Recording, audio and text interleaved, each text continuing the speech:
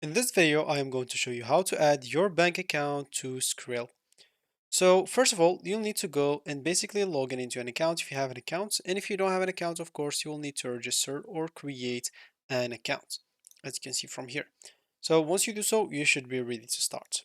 Of course, if you created your account or you just logged in into your account, if you're not verified, you will have a transaction limit, which is going to be probably $150.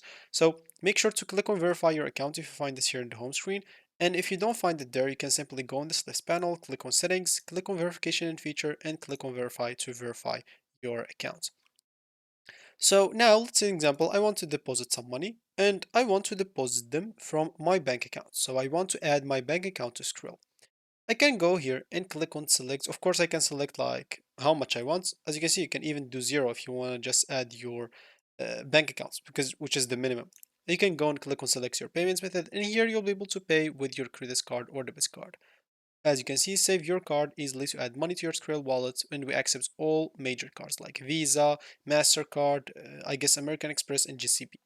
So you can go and click on it as example, and then you will have to add your card information.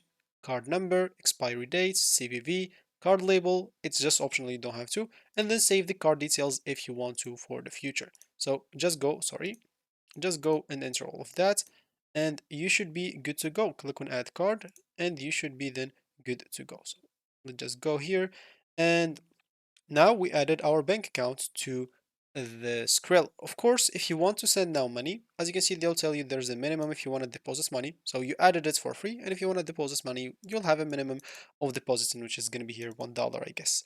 So yeah, that should be it for me in this video. Thank you for watching and goodbye.